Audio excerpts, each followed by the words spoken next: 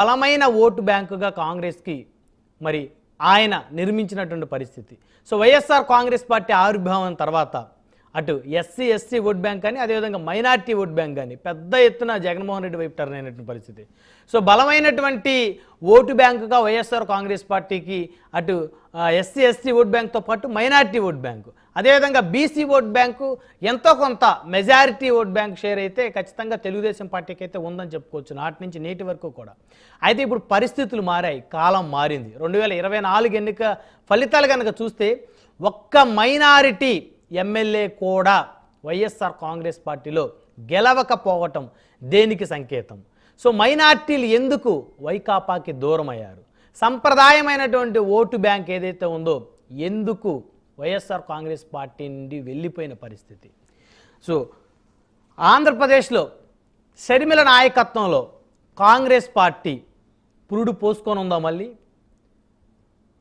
మొత్తానికి చూస్తే షర్మిల నాయకత్వంలో ఆనాటి కాంగ్రెస్ వైఎస్ఆర్ కాంగ్రెస్ పార్టీ సంప్రదాయమైనటువంటి ఓట్ బ్యాంక్ ఏదైతే ఉందో అది కాంగ్రెస్ వైపు మళ్లించేందుకు కాంగ్రెస్ పెద్దలు పెద్ద ఎత్తున ప్రయత్నాలు చేస్తూ ఉన్నారా? సో ఏ రోజు కూడా భారతీయ జనతా పార్టీని వైఎస్ఆర్ కాంగ్రెస్ పార్టీ విమర్శించింది లేదు, వారి మీద పోరాటం చేసింది లేదు. 2012 నుంచి నేటి వరకు కూడా ఎప్పుడు కూడా భారతీయ జనతా పార్టీ పెద్దల మీద వైఎస్ఆర్ కాంగ్రెస్ పార్టీ అధిష్టానం ఏ రోజు కూడా ఉద్యమించిన పరిస్థితి కూడా లేదు. అప్పుడెప్పుడో వైకాపా ప్రతిపక్షంలో ఉన్నప్పుడు 1-2 సందర్భాల్లో ప్రత్యేక హోదా కావాలనేటువంటి అంశంతో 1-2 దీక్షలు చేసినటువంటి పరిస్థితి ఉంది. కానీ 2019 నుంచి 2024 మధ్యకాలంలో ఏ రోజు కూడా ఆంధ్రప్రదేశ్ రాష్ట్ర ప్రయోజనాల కోసం భారతీయ జనతా పార్టీ పెద్దలను ఏ రోజు కూడా వైఎస్ఆర్ కాంగ్రెస్ పార్టీ తరపు నుంచి ఎవరూ కూడా నిలదీసింది లేదు, ప్రశ్నించింది లేదు, ఉద్యమించింది లేదు. సో ఎందుకు ఇలాంటి పరిస్థితులు తలెత్తాయి? సో ఇప్పుడు దాన్నే టార్గెట్గా చేసుకొని ఆంధ్రప్రదేశ్ రాష్ట్ర కాంగ్రెస్ పార్టీ అధ్యక్షురాలుగా ఉన్నటువంటి షర్మిల భారతీయ జనతా పార్టీ తోటి వైఎస్ఆర్ కాంగ్రెస్ పార్టీ తెర వెనక అంటకాగుతుందనేటువంటి ప్రచారాన్ని పదే పదే పెద్ద ఎత్తున తెర మీదకి తీసుకొస్తున్న పరిస్థితులు అయితే చాలా స్పష్టంగా కనపడతా ఉన్నాయి. ఒకవేళ ఇలాగే గనక ముందుకు గనక వెళ్తే ఖచ్చితంగా భారతీయ జనతా పార్టీ తోటి వైఎస్ఆర్ కాంగ్రెస్ పార్టీ తెర వెనక దోస్తీ చేస్తుందనేటువంటి విషయాన్ని పెద్ద ఎత్తున మరి అటు మైనార్టీ వర్గాల్లో కూడా వెళ్ళేటువంటి ప్రమాదం అయితే పొంచి ఉందని చెప్పుకోవచ్చు. ఇప్పటికే ఒక్క మైనార్టీ ఎమ్మెల్యే కూడా గెలవకపోవటం ఏదైతే ఉందో నిజంగా ఈ ఆరోపణలకైతే అద్దం పట్టేటువంటి పరిస్థితులు అయితే చాలా స్పష్టంగా కనపడతా ఉన్నాయి. సో ఏది ఏమైనప్పటికీ కూడా ఆంధ్రప్రదేశ్ రాజకీయ చదరంగంలో సాంప్రదాయమైనటువంటి ఓటు బ్యాంకులు అయితే ప్రస్తుతం తారుమారవుతున్నటువంటి పరిస్థితులు చాలా స్పష్టంగా కనపడతా ఉన్నాయి. ఇదే గనక ముందుకు గనక వెళ్తే కాంగ్రెస్ పార్టీకి వైఎస్ఆర్ కాంగ్రెస్ పార్టీ ఛాన్స్ ఇచ్చినట్లు అవుతుందని అయితే స్పష్టంగా చెప్పుకోవచ్చు.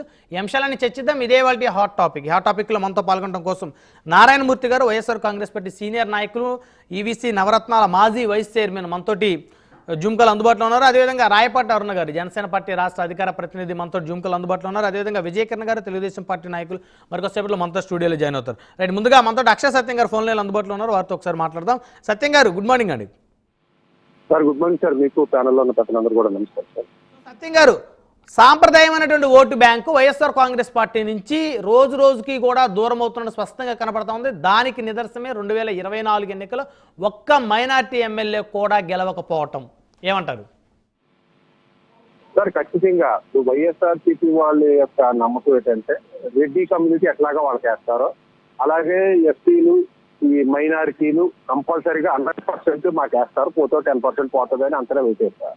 అయితే ఇప్పుడు గమనించాల్సిన విషయం ఏంటంటే 2024 ఎలక్షన్ లో Reddy community, SC community, minority community కూడా అంటే అంతా కన్వర్ట్ అయిపోరని చెప్పను కానీ చాలా ఓట్లు కూటమికి వేసేస్తారు. దానికి సజీవ సాక్ష్యం ఏంటంటే నేను శ్రీకాకుళంలో 56 గ్రామాల్లో సర్వే చేసే ఏ బూత్ వైజ్ లో ఎన్ని వచ్చినాయి కూడా నా దగ్గర డేటా ఉంది. జమునపల్లి అనే గ్రామం తీసుకుంటే రెడ్డి దళితులు తప్ప రెండో ఊరు ఏమీ లేదండి. ఈ సుమారు 1800 ఓట్లు. అందులో కూటమి జనసేనకు వ్యతిరేకంగా వచ్చిన ఓట్లు. సో రాష్ట్రం మొత్తం మీద ఈ రెడ్డి కమ్యూనిటీ కూడా జగన్మోహన్ రెడ్డి గారు చేయలేదు, దళితులు కూడా జగన్మోహన్ రెడ్డి గారి ప్రభుత్వం మీద వ్యతిరేకతతో ఉన్నారు, మైనారిటీలు కూడా జగన్మోహన్ రెడ్డి గారి మీద వ్యతిరేకంగా ఉన్నారు. ఎందుకంటే మీరే ఆన్సర్లన్నీ మీరు చెప్పిన దాంట్లోనే ఉన్నాయి. జగన్మోహన్ రెడ్డి గారు ఏం చేశారంటే బీజేపీ తోటి అంటకాగుతున్నారు, బీజేపీని జగన్మోహన్ రెడ్డి గారు కాపాడుకుంటూ వస్తున్నారు. జగన్మోహన్ రెడ్డి గారిని బీజేపీ కాపాడుకుంటూ వస్తున్నది అన్నది జగమెరిగిన సత్యం అది.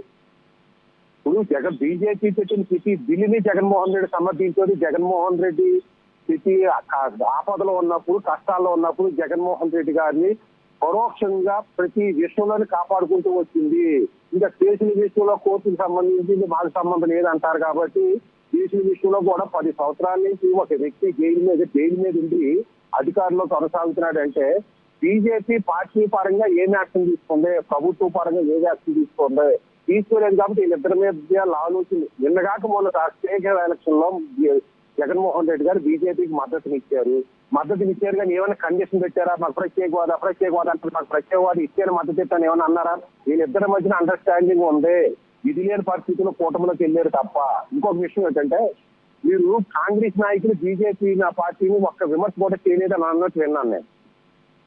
దానికి కారణం ఏంటంటే సార్, ఇప్పుడున్న కాంగ్రెస్ పార్టీలో డబ్బున్న వాళ్ళంతా జగన్మోహన్ రెడ్డి గారితో వెళ్ళిపోయారు. రాజశేఖర రెడ్డి గారి టైంలో 4 రూపాయలు సంపాదించుకుని 4 ఆస్తులు సంపాదించిన వాళ్ళందరూ కూడా అదంతా రాజశేఖర రెడ్డి గారి టీం. అది సోనియా గాంధీ స్వయంకృత అపరాధం. నా గతంలో అనేక సార్లు చెప్పా. కాంగ్రెస్ లో ఉన్న ఒక పి శ్రీనివాసన్ కానీ, పీజేఆర్ కానీ, కోదండరెడ్డి కానీ, లేదా ఈ కోట్ల విజయవాస రెడ్డి కానీ, నేదురుమల్లి రాజలక్ష్మి కానీ అందరిని కూడా అణిచివేసి రాజశేఖర రెడ్డి గారు తన సొంత టీంని తయారు చేసుకున్నాడు. ఆ రోజున కాంగ్రెస్ అధ్యక్షులకు ఎట్టకపోవడం వల్లే కాంగ్రెస్ పార్టీ సర్వనాశనం అయ్యింది. ఆ రాజశేఖర రెడ్డి గారి మనుషులు అందరూ కూడా రాజశేఖర రెడ్డి గారు చనిపోయిన తర్వాత 4 రూపాయలు సంపాదించి జగన్మోహన్ రెడ్డి గారు కూడా వెళ్ళిపోయారు. ఈ రోజున ఉన్న వాళ్ళందరూ కూడా నిజాయితీని పనిచేసిన వాళ్ళు, డబ్బు లేని వాళ్ళు. అందుకని ఏది విమర్శించలేని పరిస్థితిలో కాంగ్రెస్ అనాథ శిశువుగా మిగిలిపోయింది. మరో విషయం ఏంటంటే ఇప్పుడు షర్మిలారెడ్డి గారిని తీసుకురావడం వల్ల కాంగ్రెస్ రివైజ్ అవుతుందంటే అంటే పూర్తిగా అధికారంలోకి వస్తుందని చెప్పాలని కానీ చాలా వరకు రివైవ్ అవుతుంది. దీనివల్ల ప్లస్ మైనస్ 2 ఉన్నాయి. ఒకటి, జగన్మోహన్ రెడ్డి గారి కుటుంబమే నాటకవాది, కాంగ్రెస్ పార్టీలో పట్టు సంపాదించడానికి చేస్తుందన్నది ఒక వాదన. రెండో వాదన ఏంటంటే షర్మిలారెడ్డి గారు నిజంగా కాంగ్రెస్ పార్టీలో ఉండి తన పార్టీని ఎదుగుదాము, రెడ్డి కమ్యూనిటీ ఓటు తీర్చుదాము, అలాగే ఎస్సీ కమ్యూనిటీ ఓటు తీర్చుదాము, బీసీ కమ్యూనిటీ, ఈ మైనార్టీ కమ్యూనిటీ ఓటు తీర్చుదామని ప్లాన్ ఉన్నది అన్నది కూడా వాస్తవం సార్. దీంట్లో ఏది నిజమైతే ముందు రాహుల్ గాంధీ గారి నాయకత్వాన్ని యాక్సెప్ట్ చేస్తే ఆంధ్రాలో డెవలప్ అవుతుంది. ఆయన లీడర్షిప్ తీసుకోవడానికే భయపడేటప్పుడు రాష్ట్రంలో ఏపీలో ఎక్కడ రివైవ్ అవుతుంది సార్? రాష్ట్రంలో ఏపీ విభజనలో సర్వనాశనం చేసిన పార్టీ కాంగ్రెస్ పార్టీ. అందులో బీజేపీ వస్తూ ఉంది, జగన్మోహన్ రెడ్డి గారు వస్తూ ఉంది, లేదా మిగిలిన చంద్రబాబు నాయుడు గారు అందరూ వస్తూ ఉంది. అయితే ప్రధాన ముద్దాయి కాంగ్రెస్ పార్టీ కాబట్టి తెలుగు రాష్ట్రాల్లో ఉన్న ప్రజలు, అదే ఆంధ్రాలో ఉన్న ప్రజలు కాంగ్రెస్ పార్టీని ఇంతగా నమ్మి అధికారం కట్టబెట్టే ఆలోచనలు అయితే లేవని నేను భావిస్తున్నాను సార్. రైట్. సో మొత్తానికి మైనారిటీ నుంచి ఎమ్మెల్యేలు గెలవకపోవటం, అదేవిధంగా కాపు సామాజిక వర్గం నుంచి కూడా వైఎస్ఆర్ కాంగ్రెస్ పార్టీలో మరి గెలిచే అవకాశం లేకుండా పోవటం దేనికి సంకేతం? బలమైన ఓట్ బ్యాంక్ 2014లో కూడా వైఎస్ఆర్ కాంగ్రెస్ పార్టీకి, 2019లో కూడా వైఎస్ఆర్ కాంగ్రెస్ పార్టీకి మైనార్టీలు కానీ కాపులు కానీ పెద్ద ఎత్తున అండగా ఉన్నారు. సో ఇప్పుడు ఆ ఓట్ బ్యాంక్ పూర్తిగా కూటమి వైపు వెళ్ళటానికి గల కారణాలు ఏమనుకోవచ్చు సత్యం గారు? మళ్ళీ ఇంకా ఓట్ బ్యాంక్ తిరిగి వైసీపీకి రాదా? సార్ ఇప్పుడు వచ్చింది ఏంటంటే ఇప్పుడు రాజశేఖర రెడ్డి గారి కుటుంబాన్ని నేను గతంలో కూడా చెప్తే నిలబెట్టిందే కాపులు, దళితులు అండి. అసలు రాజశేఖర రెడ్డిని రెడ్డి కమ్యూనిటీ లీడర్ కింద యాక్సెప్ట్ చేయలేదు. చెన్నారెడ్డి కానీ, కోట్ల విజయవర్ధన్, నేదురుమల్లి జనార్దన్ రెడ్డి కానీ, కోదండరెడ్డి కానీ వీళ్ళెవరూ కూడా అప్పుడు కాపులు వెనకాల ఉన్నారు. కాపులు చూసి దళితులు వచ్చారు. తర్వాత ఏమో ముస్లిం రిజర్వేషన్ ఇచ్చినట్టు మైనార్టీలు వచ్చారు. కానీ జగన్మోహన్ రెడ్డి గారు వచ్చింది అంత లేదా రాజశేఖర రెడ్డి గారు అయితే కాపులకు అన్యాయం, రాజశేఖర రెడ్డి గారి దగ్గరికి కాపులకు అన్యాయం చేశారు. జగన్మోహన్ రెడ్డి గారు రాజశేఖర రెడ్డి కాపులు బీసీ రిజర్వేషన్ లేకుండా చేస్తే జగన్మోహన్ రెడ్డి గారు కాపులు ఈడబ్ల్యూసీ రిజర్వేషన్ కూడా లేకుండా చేశాడు. కాపుల్ని చేసాడు. ఇద్దరు వ్యక్తులు తన చుట్టూ పెరట్లో పెట్టి కాపులు నాశనం చేసేది అనేది కాపులు 100% రియలైజ్ అయ్యారు. రెండోది బీసీలు, ఎస్సీలు, డాక్టర్ సుధాకర్ లేదా ఎమ్మెల్సీ డ్రైవర్ చెప్పి కార్ డ్రైవర్ చెప్పి డోర్ డెలివరీ చేసిన వ్యక్తులు ముద్దాయిలు కూడా తీసుకోవడం తోటి దళితుల్లో కూడా ఒక ఎడ్యుకేటెడ్ ఆలోచన మొదలైంది. అయితే దళితులు ఎక్కువ మంది ఇప్పటికీ వైఎస్ఆర్సీపీలో ఉన్నారు. కానీ ఒక 40%, 50% లో ఆలోచన మొదలైంది. జగన్మోహన్ రెడ్డి గారు మా దళితులకు అన్యాయం చేస్తున్నాడు, మా దళితుల హక్కులు తీసేస్తున్నాడు, మా దళితుల ఫంక్షన్ డైవర్ట్ చేసేసిన ఆలోచన మొదలైంది. అందుకని జగన్మోహన్ రెడ్డి గారితో లేకుండా దూరం జరిగారు. ఇంకా ప్రతిపక్షంలో ఇంకా జరిగిపోతారు. లిమిటెడ్ పర్సెంటేజ్ దళితులు జగన్మోహన్ రెడ్డి గారు వెనకాల ఉంటారు కానీ ఎక్కువ మంది ఉండరు. ఈ మైనారిటీల్లో కూడా నేను ఎంతమంది చెప్పినట్టుగానే జగన్మోహన్ రెడ్డి గారు బీజేపీలు ఆలోచించి ఒకరికొకరు కాపాడుకుంటూ పోతున్నారు. మన కాంగ్రెస్ ప్రభుత్వంతో ఉంటేనే మన హక్కులు కాపాడితే మన మైనారిటీకి గుర్తింపు ఉంటుందని ఆలోచన మొదలైంది. మైనార్టీలంతా స్లోగా కూడా కాంగ్రెస్ పార్టీ వెనకాల వెళ్ళడానికి అవకాశం ఉంది సార్. రైట్, ధన్యవాదాలు సత్యం గారు. మనతోటి వైఎస్ఆర్